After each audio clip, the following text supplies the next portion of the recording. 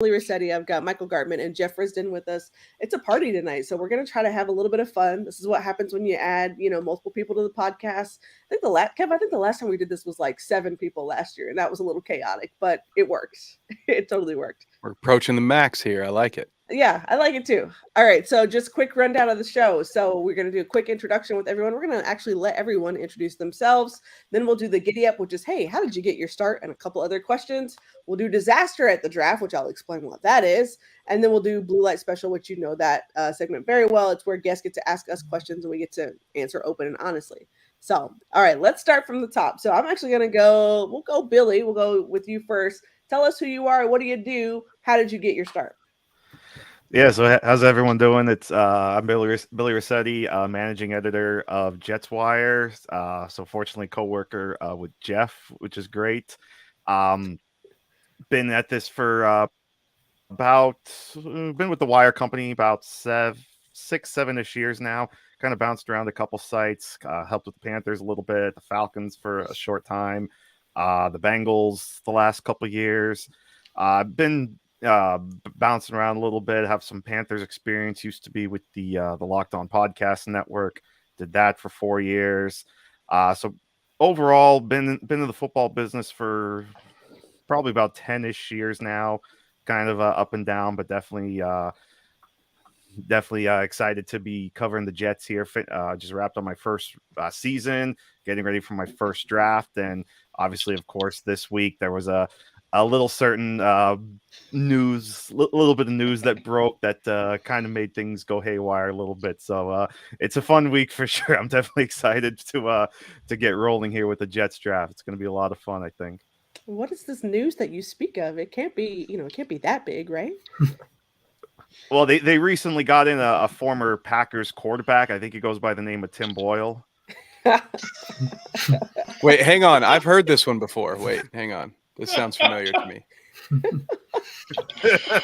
I love how you said that with a straight face too, like completely stone face. It's like Tim Boyle. I mean, listen. I mean, they needed a veteran quarterback, and they got somebody that knows Nathaniel Hackett's offense. So it works out great. I see what kind of night it's going to be. I like it. I like it a lot. All right, Mike, tell us who you are, where you're from, how'd you get your start? So yeah, I'm Michael Gartman. Got in the sports media game back when I was 15, actually, at Bleacher Report. Back nice. in those early days. I'll never forget. I think it was like my 3rd article, and the editor said this was a train wreck of editing, and that kind of stuck with me. Kept trying to improve. Yeah, definitely blunt, but worked my way up, starting my own company when I was 18, Gridiron Grit. Had some success with that. Yardbarker, our partner, kind of switched some things up, so I kind of put sports media on the back burner for a little bit. Got into politics for a little bit, and got with Football Alliance a few years ago, which I was very, very thankful for that opportunity. And then got with ClutchPoints about a month ago. So happy to be covering the draft again. Happy to have met most of y'all at the Senior Bowl. So yeah, just love, talking about sports, covering the draft, I want to cry anytime someone mentions Senior Bowl because I totally was supposed to go, then I got sick. Sigh. All right, Jeff, tell us who you are, where you're from, what do you do? Yeah, I am Jeff Risdon. I am the managing editor for Lions Wire, and recently I became the co-managing editor of Draft Wire, which worked out with Kurt Popejoy, who runs the Steelers Wire. I've been this is the 20th NFL draft I've been paid to cover. Wow. Which is crazy. Most of those were with Real GM, which I unfortunately had to give up very recently. But I was with them from 2004 till February of this year when I took over Draft Wire. So gave a ton of time and content there. I'm one of those weirdos. I am a Lions fan by choice. I'm originally from Cleveland. And wow. I somehow chose the the Lions because my parents were Browns fans, and they drove me crazy with how much it drove them crazy to be a Browns fan. So I went, hey, I can watch the Lions. They're out there like, I lived close enough to Toledo that I could watch Toledo TV when I was a kid. And like Billy Sims, I really like Chris Spielman, and yeah, that's working out well for me. Good life choices. Yeah, so. I mean, to your credit, though, I've been around Browns fans. I went to a Falcons game last year. It was Falcons-Browns, and they are the loudest traveling fans I think I've ever been around. Like, they were rolling deep at the bins, and I was actually highly impressed by the sheer amount of fans that they had compared to Falcons fans, which they're a little fickle, but still, yeah, they were rolling deep, and they were barking and yelling and all kinds of things. Like, I didn't realize it was a whole full-on like thing. It's a lifestyle, baby. Yeah, they were dedicated, truly dedicated. So I admire that.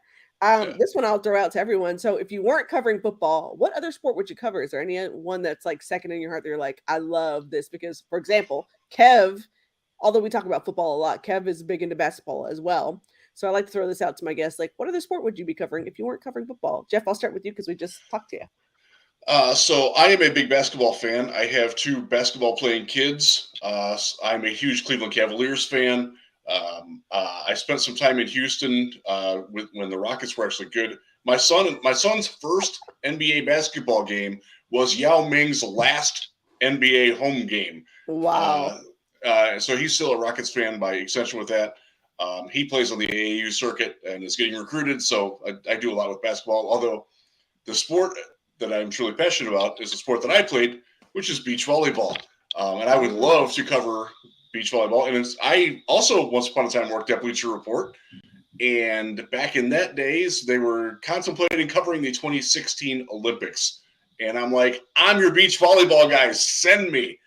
And unfortunately, I didn't last at Bleacher Report long enough to do that. But I would absolutely cover beach volleyball professionally in a heartbeat for the $100 or so a month that you would get from that. So I'd like this. This is a early comment. This is from Drake Wally. He said, Lions, stay away from Anthony Richardson. Been hearing word of that. Him and Campbell's offense with ARSB. That's a hell of a combo. It would be fun. Yeah, absolutely. All right, Mike. So what other sport would you be covering if you weren't covering football? So for me, football is definitely number one, but I do cover the NBA, and I'm actually going to be covering NASCAR pretty soon as well. Oh, I like it. I like it. So definitely those 2 sports. Okay. All right. Billy, what you got? It would be college basketball for me. One of my other passions is doing bracketology. I've been doing bracketology on an amateur level for like 11, 12 years now. I've been in the bracket matrix pretty much that entire time. Had some good years. Obviously, there's some that, you miss a couple. Like this year, for example, 67 to 68 teams. The only miss, I think, was the team that everybody had in the tournament that didn't make it, and that was Rutgers. And they didn't have Nevada. So I think it's safe to say that, it wasn't that bad of a miss because nearly everybody, I know Joe Lenardi had that. But that would be because I just love the college game. I've always been a big North Carolina fan. So yeah, obviously this year was very tough to watch with UNC, but I think now that they got rid of, I don't want to speculate, but they seem to have gotten rid of some of the quote unquote dead weight. They look like they should be fine next season. So I think UNC should be ready to roll again next year. But I'm gonna have to get some information from you guys here because all the NBA talk I love, and also the college basketball. Because I edit over Last Word on Sports. We cover the NBA and college basketball, but I'm more of a draft analysis guy. So Billy, I implore you, send me some bracketology tips because people are not going to believe that I edit professionally when they see my brackets every year. It's unbelievable. I mean, obviously this year, everybody's bracket got busted. I was fortunate that I had Purdue losing in the Sweet 16 or the second round, because I actually had Florida Atlantic going to the Sweet 16. So I was very, very fortunate with that. I actually cashed in one of my pools for the first time ever. So thanks, UConn, for making that run. It was always the Owls, Billy. I will say this. I'm not a bracket person by any sort of standards. I just got into, I would probably say this year was probably the deepest I've been into college basketball, men or women's. But I was really glad that I watched because there were some great games, phenomenal games. But I will say this, the only time that I felt so proud of my little bracket was a couple years ago. It's when Mercer beat Duke. And I was super excited because I went to Mercer for grad school, and I was the only person out of my entire office at the time that picked Mercer just because I was being a homer. And they all laughed at me. They're like, "You cannot be serious with this pick." And boom, everybody's bracket was busted. So, felt like $1 million. So there's my, exactly. That was like that guy did. I was gonna say that was my story, and it was funny because the next day I walked in and they were like, "Hey, how you doing?" I was like, "I'm feeling like $1 million. I'm living the dream today, all day." So. All right, so let's talk about this. Let's talk about this week. So obviously, there was a little bit of news from the Jets. They finally settled down the Aaron Rodgers saga, if you will, as the world turns. And that nearly 6 weeks later, Rodgers is now a Jet after being with the Packers for 18 seasons, which means the Jets can now focus on the upcoming draft this Thursday. They can finally turn their eyes towards that, as well as the Packers as well. So with that in mind, I figured we'd have a little bit of fun. So this is called Disaster at the Draft. Now, normally I would ask people like, hey, who do you want your team to draft? Hey, who do you have in mind at this pick or that pick? But where's the fun in that? So I'm going to ask each of you, hey, describe the current state of your team as it stands right now. Like, what's your description of your team in a couple sentences? Like, where do you think you are? And then based on that information, what would be the, oh my gosh, the sky is falling scenario for your team? So if it's Mike and he's talking about the Texans, like Nick Caserio would have to do XYZ for it to completely unravel the entire fan base and for me to stop covering the Texans effectively immediately. So we're gonna have fun. And Mike, since I've already done that. That's funny. All right, Mike, since I picked on you a little bit, I'm going to have you start. Describe the current state of the Texans in a couple sentences. What have you observed over the last several weeks of the offseason now that you've got a brand new coach and staff aboard?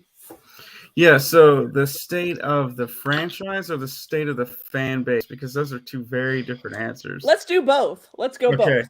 So the state of the fan base is in total turmoil. They are panicking. I mean, they're looking at the betting odds, and it's all disaster, as you alluded to. As far as the franchise itself, they've made some good signings in free agency. Got obviously more draft capital than any team in the league. 5 picks in the top 73. Got a lot of holes to address. Need a quarterback. Need another running back with Pierce. Need probably 2 wide receivers. A star center, because last year, we had film reviews each week, some of the Texans media folks, and we'd break down, watch, and analyze the film together. And watching Scott Quisenberry, our center, just had blood shooting out of our eyes. Like, it was painful to watch. The D-line was not much better. Jerry Hughes is 36, and he was by far the best defensive lineman. Needed a whole new linebackers, but other than that, the team is stacked. So okay. That's a pretty good summary of how the franchise is right now. But they're cautiously optimistic with all the draft capital we've got and a lot of cap space next year. Okay, so you got 12 picks, right? Does that sound correct? Okay, so you got 12 picks. Let's say that, hey, you're on the clock now. What happens at 2 for it to be a disaster from that point on? Not taking a quarterback or taking Will Levis. Why Will Levis? What is the deal with Will Levis? I need to hear this directly from you, like from Texans fans. Like, why would they not want Will Levis? Well, first off, his tape in 2021 was a lot better than 2022. He clearly regressed. I know he lost a lineman and he lost a receiver, but it was kind of bad.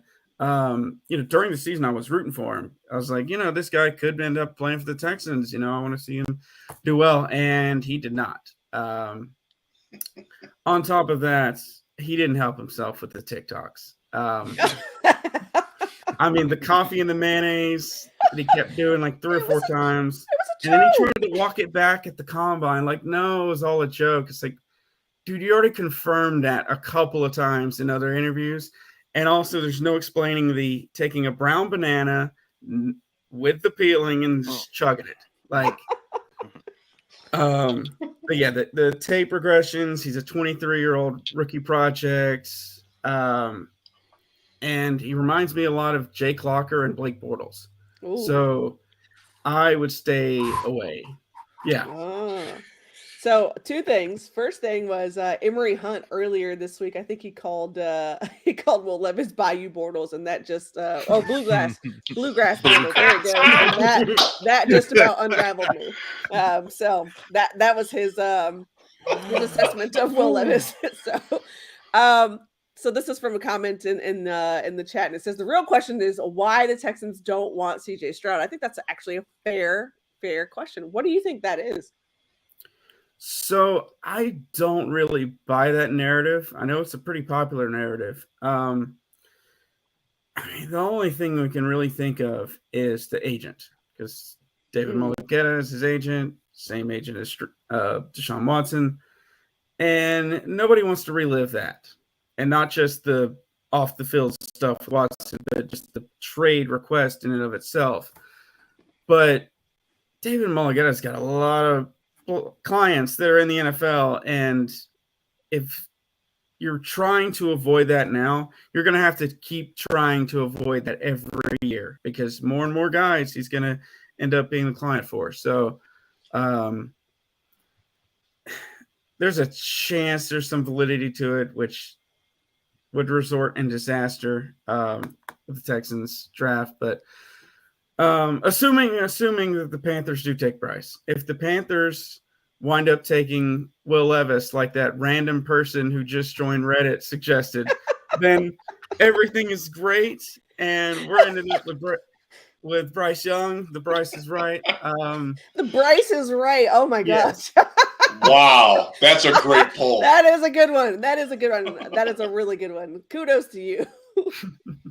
Get the t-shirt order ready. Yeah. Oh, yeah. I was gonna say, right? Gotcha.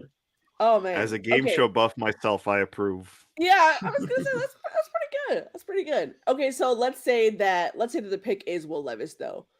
How would the disaster continue after that? So you got a pick at 12. How bad would it have to get at 12 for you to start like throwing things at the TV is what I want to know. Oh, I thought I'm already buying a tank at that point. So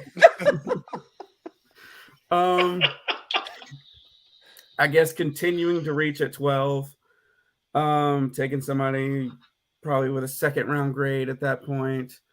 Or going with a tackle. I saw an insane mock draft from Chris Collinsworth over at PFF earlier today. Tweeted out and people were losing minds. He had Hendon Hooker going to the Chiefs, just to put it into perspective. Yeah, not a typo. Yeah. He had the Oklahoma tackle Harrison going to the Texans at 12, which is essentially the only position where they don't have a need. So, yeah, that would be the way to continue a disastrous draft. Kev, I hope you're taking notes over here, like noted and noted. As Colts fans, like, hey, we've been hearing it from Texans fans all offseason. So, yeah, I'm noted and noted. I'm going to clip that one for later. Yeah, right? All right. So, Billy, tell me, now that you have Aaron Rodgers at the helm, right? All is right. You're going to the playoffs. You're winning the Super Bowl, but you have a draft disaster on your hands. What happens in that scenario for it to be a draft disaster? So I think you have pick 13 now? 15.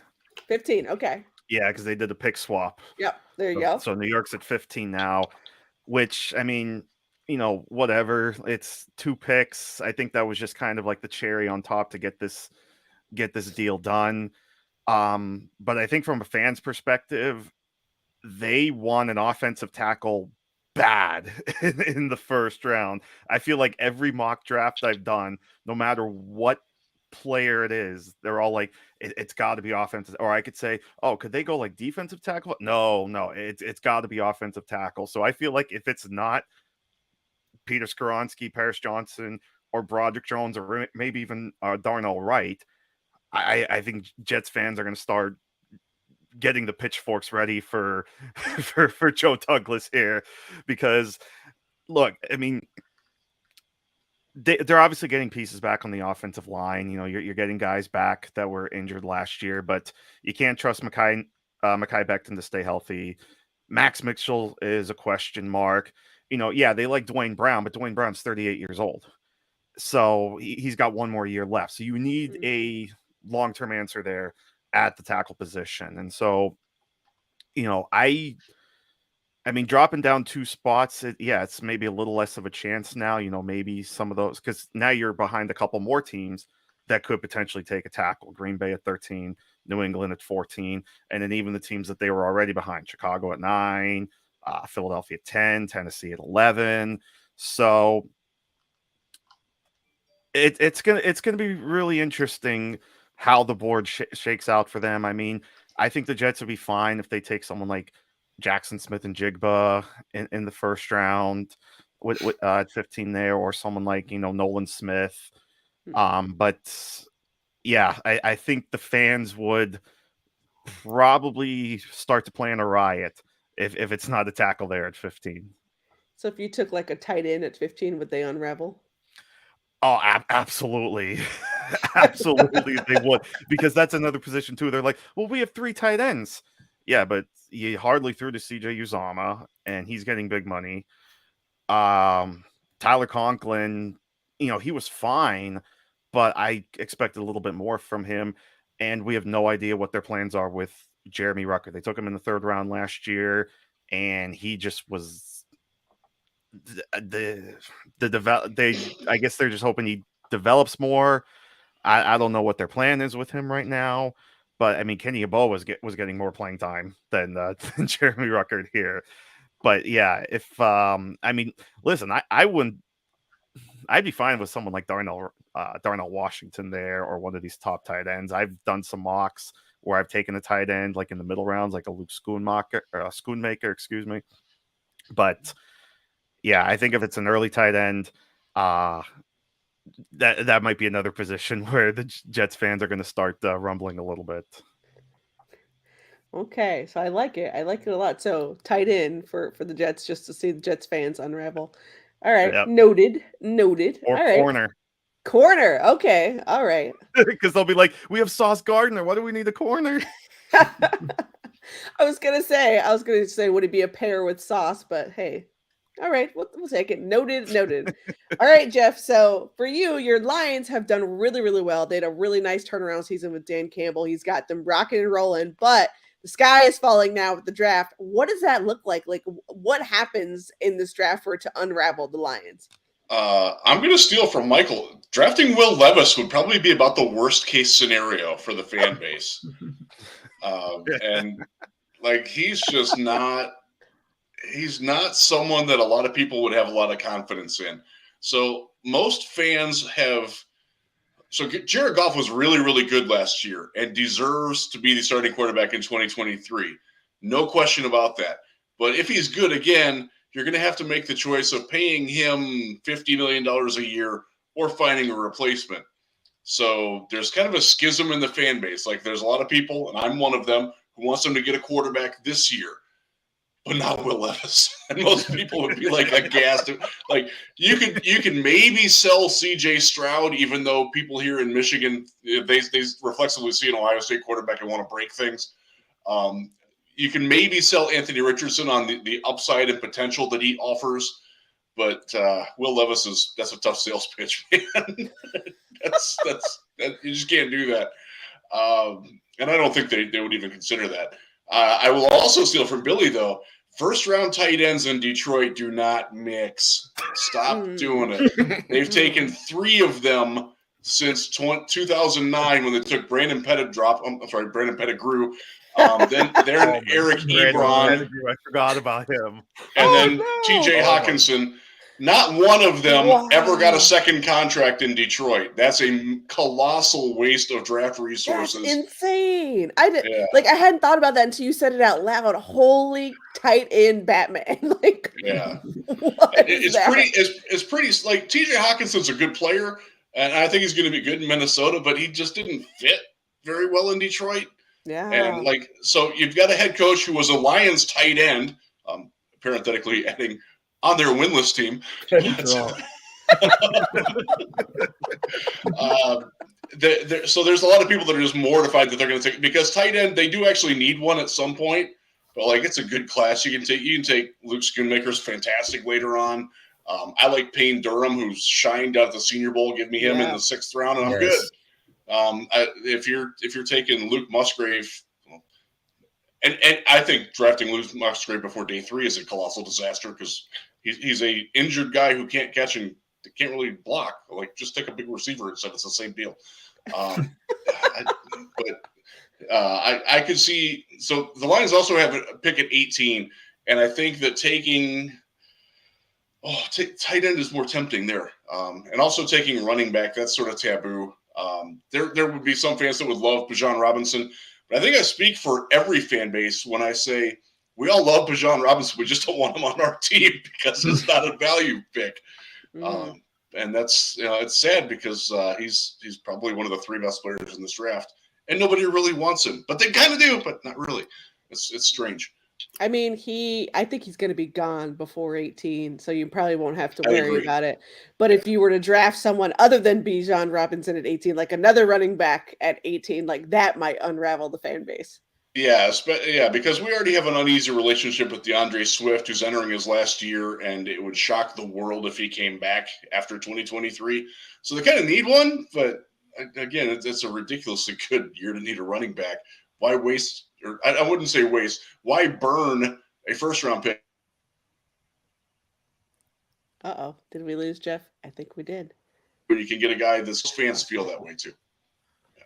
But Will Levis would certainly be the disaster plan. That's setting the world on fire. What would you think about Hendon Hooker at 18? I personally don't hate it, because I said this on a pod earlier today. If he were 22 years old and healthy, he'd be a top 10 pick, almost without any question. Yeah. But he's neither of those. So how comfortable are you living with the fact that he's 25 and probably not going to play as a rookie? That's a pretty big downer. We just came off of Jameson Williams, who was unfortunately in the news for all the wrong reasons this week as well, as a rookie who couldn't play until 3/4 of the way through and missed his summer. And it clearly messed with him. So that would not go over too well with Lions fans. If you're picking a Tampa Bay at 19, I don't hate that at all. I think that might actually be a solid pick, but it would be a tough sell for most of the Lions fan base, in part because of what we just went through. Our GM, Brad Holmes, by and large, is doing a fantastic job, but he loves drafting hurt guys for value. And there's a lot of people that are tired of that. You know about that. Yeah. Sorry, Kev. I'm so sorry. Yes, you do. I just have to add this real quick, too, on Luke Musgraves. That guy does not like to talk. He is as quiet and as wanting to be by himself. I remember talking to him at the Combine, and he just was not having it. Everyone, of course, asked him about his injuries, and we even tried to ask him about his snowboarding stuff. He was just... There was at one point the questions seemed to stop. He thought he was okay, are we good? And then a couple more questions kept popping up. And then eventually we finally got done. He's like, okay, we're good. And I'm just thinking wow, this guy just does not like talking. It was, and I talked to him at the Senior Bowl a little bit too. It was really weird, but yeah, he just was not having it. It was weird. Did you ask him why he dropped every pass that had a defender within 3 feet of him? Because he did. Jeff, so that would explain the behavior if he did. He certainly did not like the injury questions. He's a receiving only tight end that can't catch. I don't get the infatuation. I'm sorry, I really don't. You heard it here first. You heard it here first from Jeff. All right, Kev, I'm even going to throw this to you. What's the disaster scenario for the Colts? All right, well, I'm going to talk a little bit about what I think a disaster scenario, or at the very least, a very controversial scenario for Colts fans. And it's been mentioned several times here already, but I know that Colts fan base is split. I don't know if it's right down the middle. I just know that there are a lot of loud Will Levis fans on my timeline. And so I will acknowledge some of their points here. I'll acknowledge things such as Will Levis's injury in the last season. That's a big talking point. Hey, look at what happened. Look at the reason the running went down was not only because of the injury, but because of a different offensive coordinator. So I see some of those things. I get that. Personally, I've said this many a time. I think Levis and Richardson are both projects. So if we're sitting there at 4 and we have both of them, if I have to take a project, give me the project with the most upside. So I get it. There are things that scare me to death about Richardson, like 1 in 4 passes being uncatchable when there's no one near him. But again, upside, we'll go there. So for me, the biggest nightmare scenario, I think, if I the sky is falling, would be if the Colts took the Bijan Robinson route, right? That's the one thing the Colts do not need would be a running back at 4. So we're not going to do that. But let me say a more realistic nightmare scenario that maybe might be more probable would be Ballard trading out of 4 and not going after any quarterback. I think a lot of people would lose a lot of sleep near Indianapolis if that's what we do. So Meg, what do you think? Oh, that's a good one. So first of all, yeah, my brain might explode if Bijan Robinson gets picked at 4. Like, I mean, it shouldn't happen, right? It worst doesn't, case scenario. Like, here's the thing. Like, underlying, I'd be like, okay, like, sure, let's go. Like, all right, fine. But my analysis is like, are you serious right now? Like, what is this? Is this really what we were like? Yep, we're just gonna take the best next guy available. Next guy we had a first round, grade on. Like, that's our guy. You'd probably see me not say a word because it would remind me a lot of the Philip Dorsett pick from some years ago when we didn't need to take him at all and he was drafted so incredibly high and then didn't have anything to show for it. Yeah. Mm-hmm. It gives me those kind of vibes. As far as the scenario you're talking about, trading out at 4, I've brought that up a couple of times and people have flooded my mentions, flooded my text messages, whatever you want to call it, about like, no, the Colts can't do that. Absolutely not. Like, they have to take a quarterback. It's going to be a quarterback at 4. And I'm like, and I've said it. Do you know Chris Ballard? Have you met Chris? Really? Yeah. Have you met him? Because more times than not, he's traded out of that pick, especially if he gets 1, a good offer, or 2, he doesn't like what he sees on the board. He's not going to force a pick. He's not going to be pigeonholed to like, hey, I got to force a pick. More importantly, he also said just a couple of weeks ago at the owners' meetings, like, hey, everyone talks about, the top 4 guys at quarterback, but we've been doing our homework on several guys. And, we're going to get the right one that, fits for us, that one that we think that, could help us win. So therefore, if they don't like the scenario at 4, like, there's still 8 other picks that they could choose from and pick a quarterback. Obviously, it's not the cream of the crop, and you want the cream of the crop, but there's some other sleeper guys in here, more particularly Jake Haener from Senior Bowl, tore it up, won MVP. Like, he's been getting a lot of stock in the last several weeks. Now, obviously, I see Michael's face over there, and he's like, "What?" But my point being is that you don't necessarily need to, have to force a pick there because, hey, everyone thinks you should take a quarterback. There's always some value guys, right? Like, there's always guys that could be great, later in the rounds or whatever else. Obviously, not everyone's going to be Russell Wilson or things like that where, hey, you find a dime in the rough. But again, the Colts have options as well. So I just try to tell people, keep an open mind because the draft is unpredictable. We all think it's going to go a certain way. And then just like last year, we thought all these quarterbacks were going in the first round and only Kenny Pickett went. So, and then we didn't start seeing quarterbacks again until like the 4th round. So it was wild. And everyone kept questioning it. Like, why aren't these teams taking it? Because the thing is, teams evaluate differently than fans do. So keep that in mind. But that was a really good scenario. I like the disaster scenarios from everyone. We got lots of nice faces from everyone. Apparently, Will Levis has, just put bad taste in the mouths of everyone. I'm so sorry to you, Will Levis. Sorry. But on that note, that brings us to the last segment of giving us a bad taste in our mouths with the mayo thing. So it's okay. Yes. Yeah. Boom. Yeah. I'm sorry, Will Levis. Sorry to you. Sorry to that man. All right, so Blue Light Special. This is the part of the podcast where you get to ask us questions, things that you have burning desires and you want to know about. It's open to anyone who wants to ask a question, and we will happily answer. So I'm going to ask Kev a question. So you're wearing a Miami Heat hat, but you're on a Colts thing. Are you a closet Pacers fan, or do you feel like giving up on that? Oh, wait. Here we go. I can get it in frame. There we go. There she is, my Pacers flag. No, so yeah, a hardcore Pacers fan. I'm gonna slip in just a little shameless plug here. I do a live stream NBA show Thursday nights, The Bounce, where I am loud and proud about my Pacers obsession. But no, I also am a collector of sports memorabilia, so I just love to have. I have all kinds of hats, but it's kind of a good time to just happen to have a Miami Heat hat in your closet. It's a good time to pull it out if you have it. Yeah, not bad timing at all. So I will throw this at you. I lived in Central Indiana back in the mid 1980s, and I have a Steve Stepanovich growth chart. Do you think that's worth anything these days? It's got to be in the right circle. I think so. I feel like I'm still holding on to my autographed Damon Bailey autobiography. I'm waiting to hawk that off. God, he was a deity when I was there. When I was in middle school at that time, he was like Steve Alford Part 2. It was wonderful. Yeah, good memories. Thank you for that. Yes, thank you. All right, what else you got? What other questions do you have? Well, so what kind of hot food takes do you have? I assume there's no mayonnaise and coffee situation. It's not. It's definitely not. I'll give you one that I regularly get like faces about. So I think Doritos and Oreos are overrated. I'm with you. Yes. Like together or each on their own? No, not just together, on their own. Completely overrated snack. I don't think No, just I feel like, growing up as a kid, that was like the go-to snack because like that was like what was available, right? And so it was always Doritos, it was always Oreos, and I just never saw the hype in them. It was never a thing for me. Like I just didn't. And Oreos, I hated the way that they like crumbled and they made my teeth feel. So I just was like, nope, can't do it.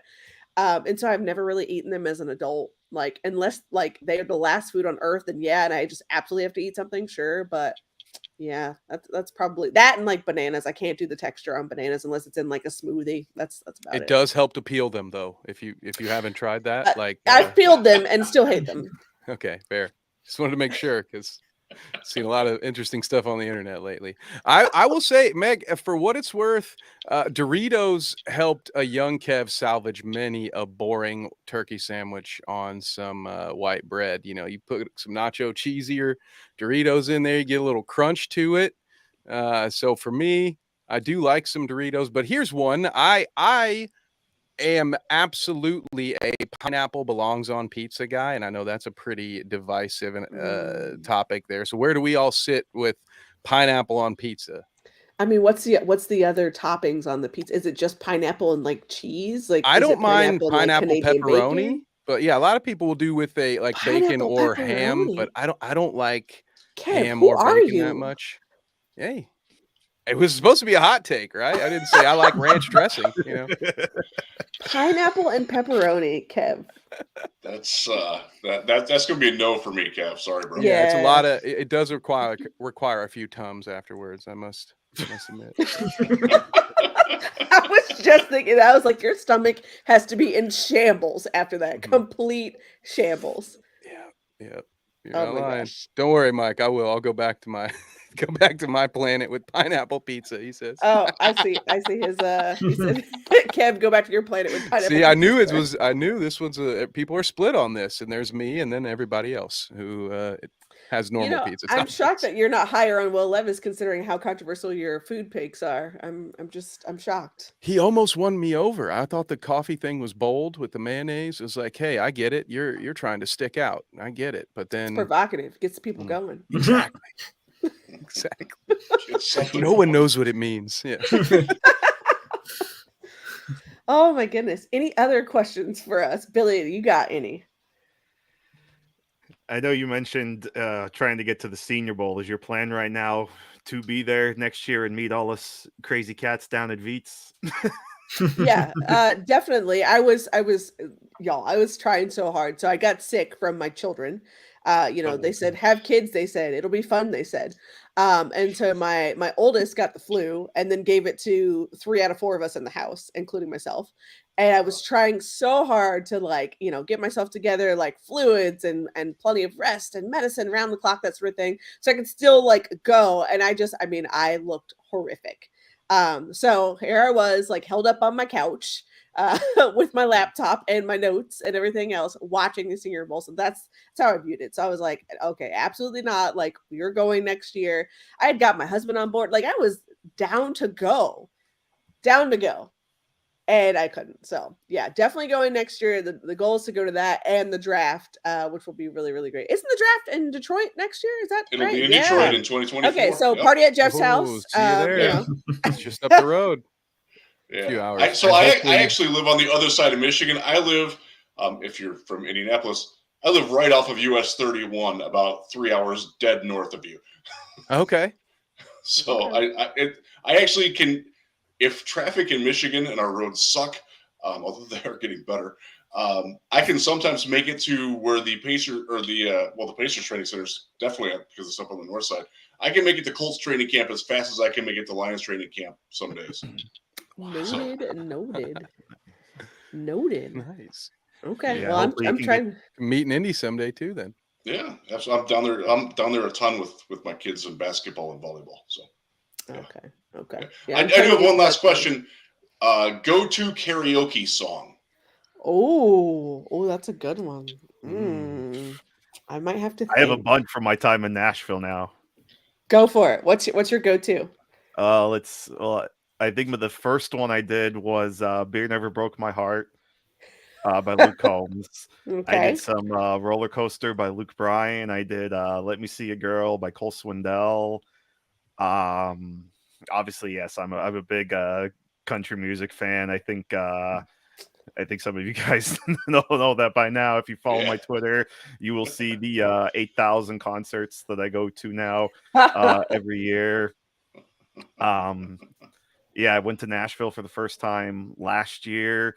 Went to the karaoke bar that's right underneath Jason Aldean's bar, and went up there a couple times on the stage and had a good time. So yeah, Luke Combs, Luke Bryan, Cole Swindell. Oh yeah, I did a little Brett Young too. Okay. I like it. See, for me, there's a bit of strategy involved. So I like to choose songs that I know I'm going to be able to hit all the notes. So for me, big Hootie and the Blowfish guy when it's time to do some karaoke, because I can just kind of talk into the microphone. You and me, kind of like that. It's not a lot of effort. Not a lot of effort. That's great. Now, if I'm having a little bit of fun, this is a child-friendly show, so walk with me here. There's a certain juvenile song that might ask you to, back some things up that I used to love to do back in my heyday. So.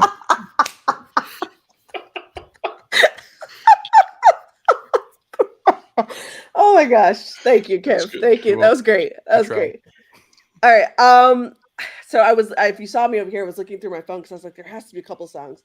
So I'm a big 90s R&B fan, but I'm also a big 90s pop fan. So I'm stuck between a couple. If you were probably gonna throw in any NSYNC or Backstreet Boys, I'm probably your girl, because I can hang with those. But I'm probably gonna go Can We Talk by Tevin Campbell, because that is my favorite R&B song, and I can sing that at the top of my lungs with no problem.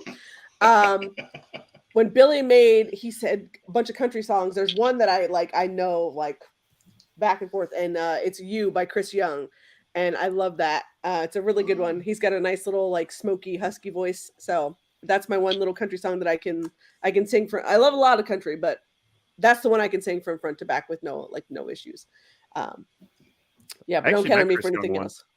I like the Tevin Campbell pull. I haven't thought about that song in forever. That's a good tune. I like that. It's good. It's really good. You'd be surprised. I listened to 90s R&B like it came out yesterday. So if there's a lot of stuff that comes out recently, and I'm like, who is this? What do they do?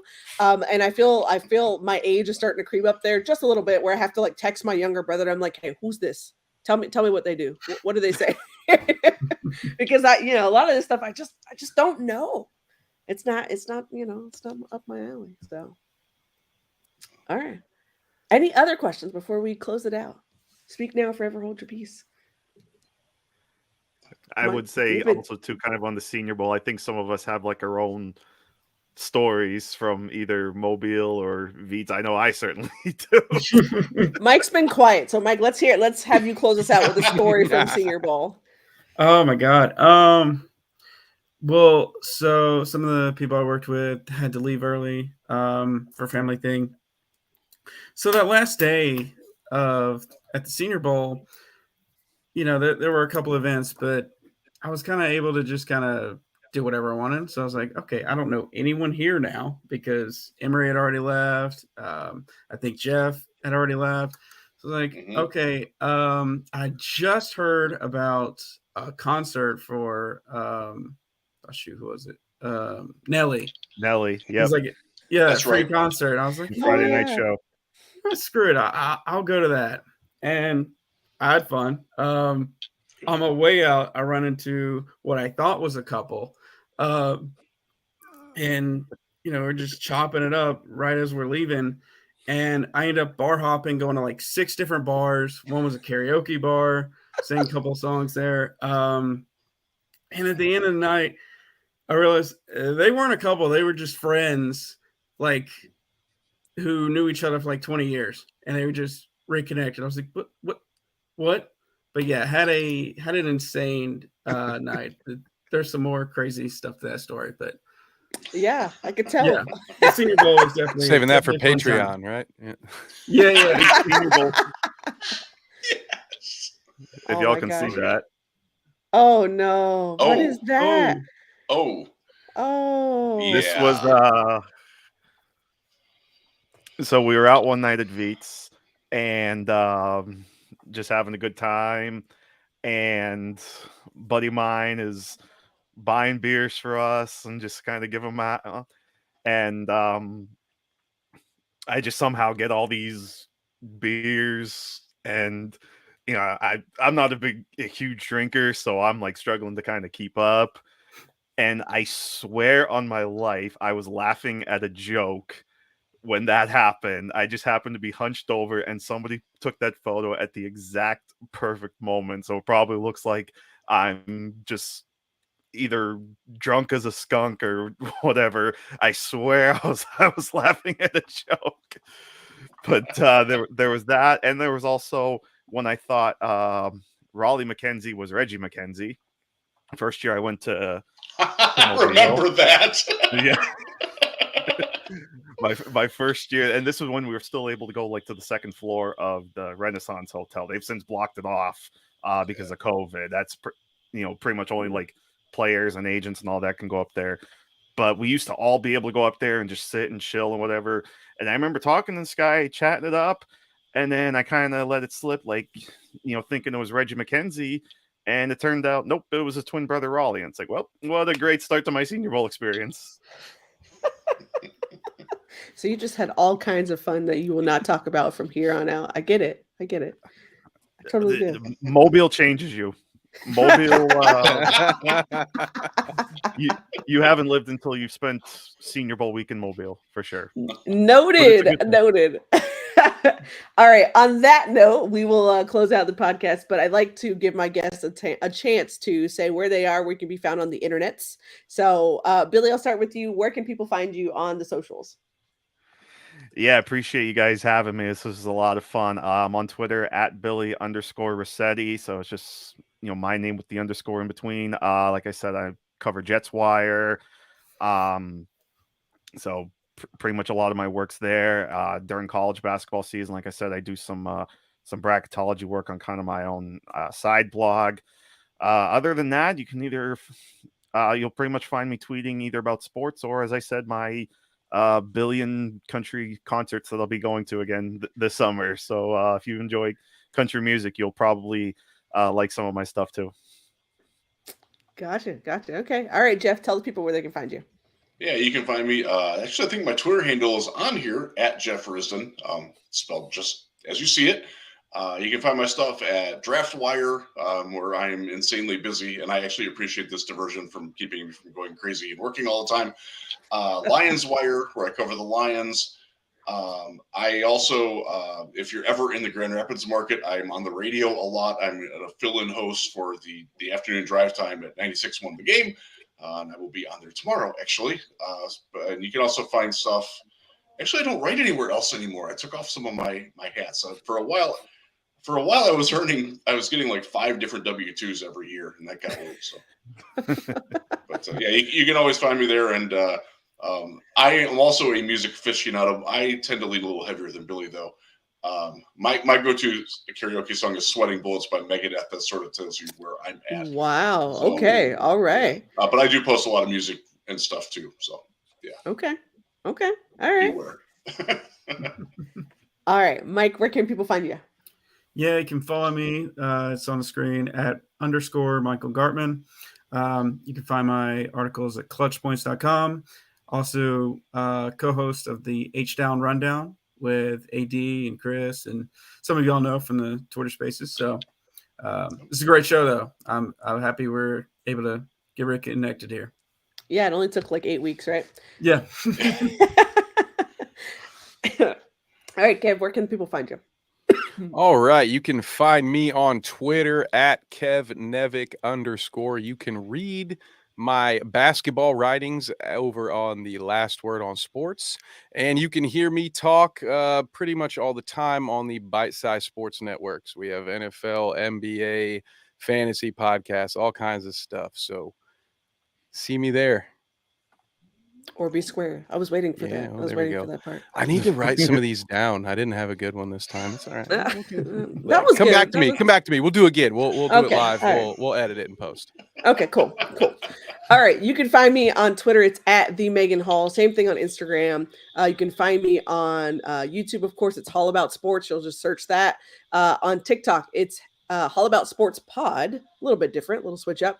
But otherwise, you can go head over and find some more of your content on hallaboutsports.com. It's a brand new website launched underneath my brand. It's all my passion projects. It's places where I rant outside of the podcast, but in a more organized fashion. So, go easy on me. These are the thoughts that are in my head and that I want to get out. We got a brand new article up about Aaron Rodgers. So, hey, Billy, you might want to go read that one. And yeah, you might want to brace yourself when you read it. But hey, I said it was my thoughts. It was my thoughts. Don't make faces at me. Everyone. Hey, I'm neutral here. Listen, everybody thinks I'm a Jets fan, and I'm not, so it's cool. Oh, see, we got to talk. We didn't even talk about that. That's smart guy. Yeah. Smart guy. We didn't even talk about that. We'll have to save that for another podcast. But yes, head over to hallaboutsports.com for your latest content from me. This is the Hall About Sports podcast you've been listening to, where the sports are real, the sounds of the game are real, and of course, the stories are real too. We'll catch you next episode.